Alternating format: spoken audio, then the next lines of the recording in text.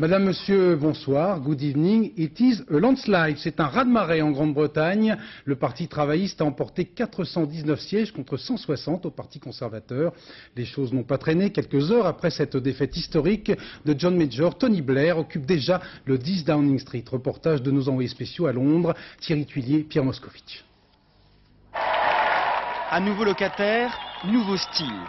Tony Blair est un jeune Premier ministre, mais quand il est question de son image, il sait faire.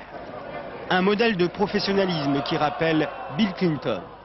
Toute la famille a été passée en revue du sur-mesure pour les photographes.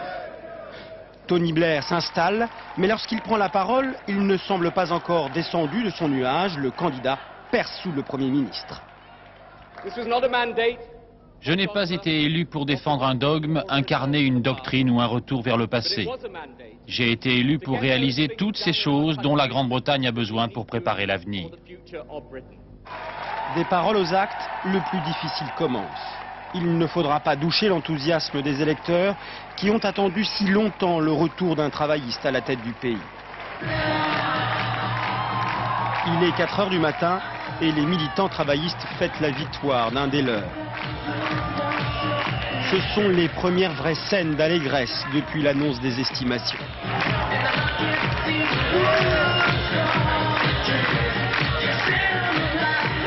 Ils sont restés là ensemble jusqu'à la levée du jour. Les anciens et les nouveaux, comme le PDG de Virgin, symbole de ce parti travailliste que l'économie de marché n'effraie pas. Je pense que c'est un bon départ. La majorité de la population britannique veut voir un changement. Tony Blair et son épouse sont déjà partis. Ils retrouvent ce qui est pour quelques heures encore leur maison du centre de Londres. Pour John Major, c'est fini. Il prend congé du personnel du 10 Downing Street et se retire de la présidence du Parti conservateur avant de partir en un dernier clin d'œil. J'espère que Norma, moi-même et les enfants auront le temps d'aller déjeuner et voir une partie de cricket cet après-midi. John Major pour sa démission, Tony Blair pour sa nomination se succéderont chez la reine à Buckingham Palace, une formalité. Tony Blair est désormais Premier ministre et quitte son quartier sous le regard des voisins et des inconditionnels de la cause.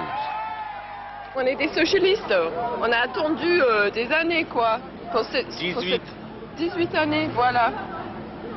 Pour ce jour, alors, c'est génial. Tony Blair, encore tout à la découverte, presque gourmande de ce pouvoir dont il a tant rêvé, le sait. Il devra faire avec l'impatience des électeurs.